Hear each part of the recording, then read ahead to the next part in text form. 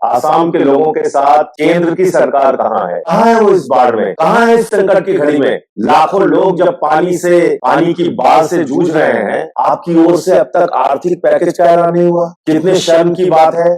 आपकी ओर से अब तक उनके घर कैसे दोबारा बनेंगे, उनका रोजगार कैसे फिर से शुरू होगा, बच्चों के स्कूल कैसे फिर से ठीक होंगे, अस्पताल कैसे ठीक होंगे, सड़कें कैसे ठीक होंगी, इसके लिए कोई योजना नहीं आपके पास। बहुत ही दुखदायी और पीड़ादायक स्थिति इस पूरे बाढ़ क्षेत्र की है। इसमें करीब करीब 10 लाख लोग इस बाढ़ से प्रभावित हुए हैं। न उनके पास कोई रसोई का साधन है, न उनके पास कोई बिजनेस बचा है, न उन्होंने जो गाय बकरी जानवर पाल रखा था वो बची है। मैंने उनका सब कुछ लुट गया, सब कुछ बर्बाद हो गया।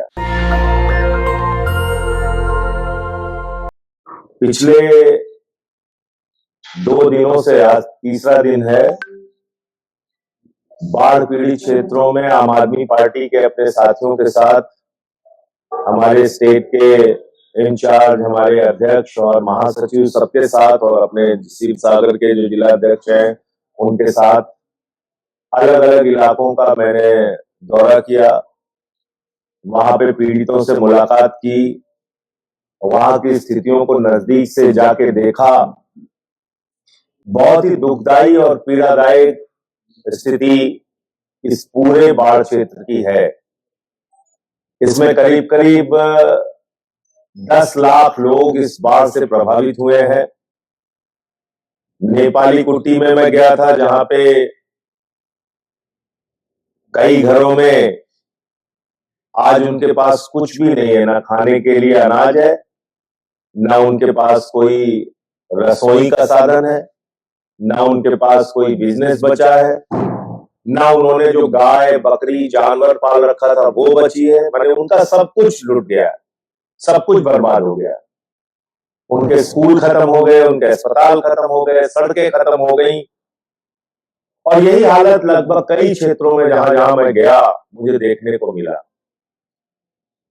आज सबसे बड़ा सवाल यह है कि मुसीबत की इस घड़ी में आसाम के लोगों के साथ केंद्र की सरकार कहां है। प्रधानमंत्री आदरणीय नरेंद्र मोदी जी, जो हर चुनाव में 100 बार यहां पे आते हैं, गृह मंत्री जी 150-200 मीटिंगें करते हैं, आके हर घोषणा पत्र में, पिछले 3 घोषणा पत्र में कहा कि आसाम को बाढ़ से मुक्त कराएंगे और आसाम के लिए हर प्रकार का सहयोग और समर्थन देंगे। ये मेरे वाक्य नहीं है, ये भारत के प्रधानमंत्री के वाक्य हैं, गृह मंत्री के वाक्य हैं। कहां है वो इस बाढ़ में, कहां है इस संकट की घड़ी में। लाखों लोग जब पानी की बाढ़ से जूझ रहे हैं, आपकी ओर से अब तक आर्थिक पैकेज का ऐलान नहीं हुआ। कितने शर्म की बात है। आपकी ओर से अब तक उनके घर कैसे दोबारा बनेंगे, उनका रोजगार कैसे फिर से शुरू होगा, बच्चों के स्कूल कैसे फिर से ठीक होंगे, अस्पताल कैसे ठीक होंगे, सड़कें कैसे ठीक होंगी, इसके लिए कोई योजना नहीं आपके पास। हम जानते हैं हर राज्य सरकार की सीमा होती है। राज्य सरकार ने अपने 9 लाख रुपए मृतकों को दिया है, परिवारों से मिला भी, घरों में मौत हुई थी। लेकिन उसके बाद क्या, जिनके घर उजड़ गए और जिनके परिवार में कोई बचा नहीं, उनको तो आपको पैर पे खड़ा करने के लिए बड़ा पैकेज देना ही पड़ेगा। अगर आप चाहते हैं आसाम पटरी पे आए और खास तौर से बाढ़ के लोग फिर से अपना जीवन यापन ढंग से कर सके। तो इसलिए मैंने प्रधानमंत्री जी को लिखा है कि असम में आई इस बाढ़ को राष्ट्रीय आपदा घोषित की जाए।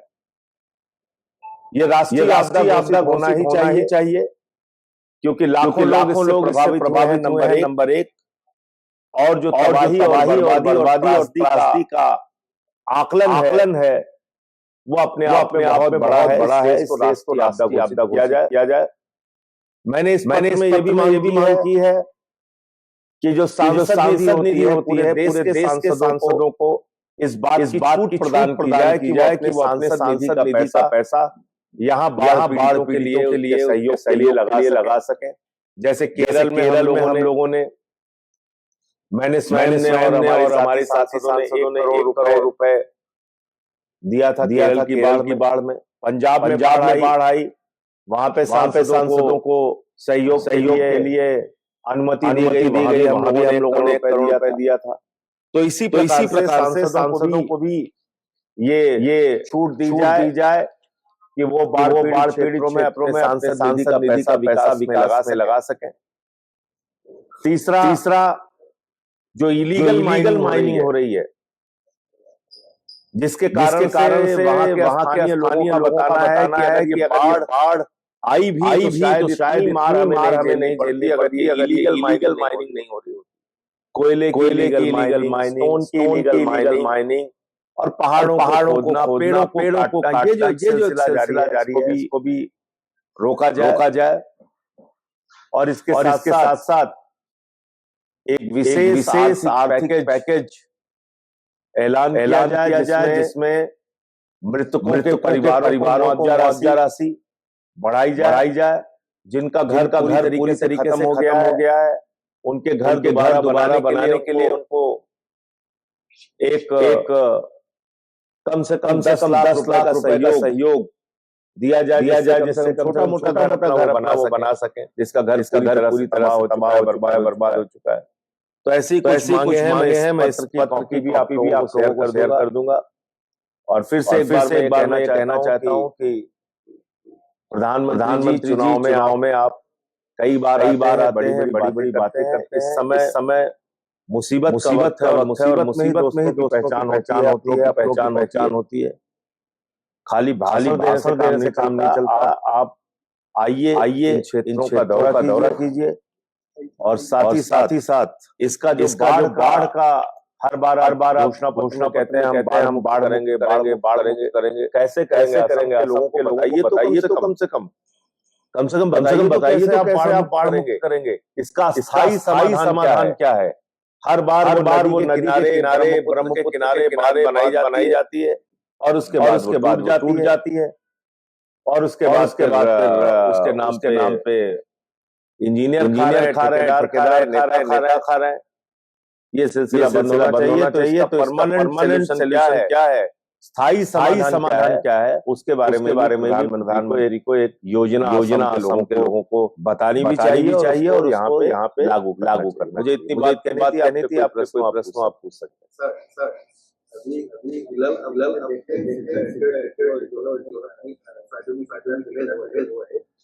अभी लगभग 20,000 एक अनुमान लेकिन अभी सेंट्रल गवर्नमेंट ने असम को दिया सिर्फ 370 करोड़ 2000 बोला है। इसमें नहीं होगा। इस बार में देखिए जितनी सड़कें टूटी हैं, जितने स्कूल और अस्पताल बर्बाद हुए हैं, जितने लोगों के घर तबाह हुए हैं, जिन लोगों की मौतें हुई हैं, और साथ ही साथ क्यों हम भूल जाते हैं कि खेत बर्बाद हो गए, हजारों एकड़ बर्बाद हो गए पूरी तरीके से। आप उन्हीं का आंकड़ा निकाल लीजिए कितना पैसा नुकसान हुआ है। तो आपको लगता है 369 करोड़ यहाँ के लोगों की जो जरूरत है उसकी भरपाई की जा सकती है। और जो बार दोहरा रहा हूँ कि मान लीजिए इस बार आके आपने थोड़ी मदद कर दी, फिर बाद में क्या होगा। ये क्षेत्र तो कभी भी बाढ़ के लिए तैयार नहीं था। 1950 में एक बार आया था, लोगों ने बताया। उसके बाद कभी बाढ़ नहीं आई। इस क्षेत्र के लोगों को बाढ़ से निपटने का उस प्रकार का अनुभव भी नहीं था। कैसे बाढ़ की मुसीबत को झेला जाता है। तो पहली बार इन्होंने बाढ़ देखी इस तरह से। तो परमानेंट सोल्यूशन क्या है इसका, उसके लिए कितना पैकेज देंगे आप आसाम को। कब तक आसाम पानी में रहेगा, कब तक यहाँ के लोग मरते रहेंगे, कब तक यहाँ तबाही और बर्बादी होती रहेगी। कोई तो एक समय सीमा तय कीजिए ना। आपने 3 चुनावों में वादा किया आसाम के लोगों से कि हम आसाम को बाढ़ करेंगे। उस वादे को लागू कब करेंगे, उसका वक्त आ गया। इसलिए ये पूरा आकलन कीजिए कि आप बाढ़ मुक्त बनाने के लिए पैसा दे रहे हैं और इस क्षेत्र के लोगों को दोबारा अपने पैर खड़े हो सके उसके लिए कितना पैसा दे रहे हैं और वो 20,000 करोड़ बनता है, 30,000 करोड़ बनता है, जितना भी बनता है आप दीजिए। भाई आप मुझे बताइए, मैं नाम लूंगा तो प्रेस कॉन्फ्रेंस बहुत लंबी हो जाएगी। 5 लाख करोड़ रुपए में से 3.5 लाख करोड़ रुपए 42 पूंजीपतियों का भारत सरकार ने मारने आंकड़ा है मेरे पास, मैंने पार्लियामेंट में उसको पढ़ा था। तो आप 3.5 लाख करोड़ रुपए 42 पूंजियों का माफ कर सकते हैं, तो 10-20-50 हजार करोड़ रुपए आसाम के लोगों को पैर पे फिर से खड़ा करने के लिए सकते भाई। आपका एक पूंजीपति दोस्त है अडानी, उसको दुनिया में दिलवा रहे हैं घूम के। उसके पीछे आप हजारों लाखों करोड़ रुपए लुटाते रहते हैं, खोल देते हैं हिंदुस्तान के, जितना चाहे वो कर्जा ले ले। और आसाम के लाखों लोग अगर पीड़ित हैं तो 300 करोड़ रुपए। तो ये तो मजाक है, मुसीबत में मजाक उड़ाने वाली बात है। आप कुछ पूछ रहे हैं। जो स्टोन एंड कोल का होता है, इसके बारे में आप क्या? देखिए अभी जो नया है वो भी खतरनाक है, आपको पता होना चाहिए। नया क्या कहता है, जो भी पास हुआ जिसका विरोध मैंने किया, वो एक्ट कहता है कि अब राज्य सरकार माइनिंग के ऊपर किसी भी प्रकार का टैक्स कोई लेवी लेने का अधिकार नहीं। नंबर एक। नंबर दो वो जो बिल पास हुआ है, अमेंडमेंट पास हुआ है, उसमें ये लिखा हुआ है मिनरल बियरिंग लैंड जो होगी उस पर सीधा कंट्रोल केंद्र सरकार का होगा। यानी आपके घर के सरकार ने सर्वे करा के देख लिया कि इसके मिनरल है, तो आएंगे सीधे उजाड़ेंगे भागो यहाँ से, हम इसको कब्जा कर रहे हैं। ये दो खतरनाक कानून इस हो हल्ला में पार्लियामेंट के अंदर पास कर दिया गया, विरोध में मैंने बोला है वो आपको मैं शेयर कर दूंगा।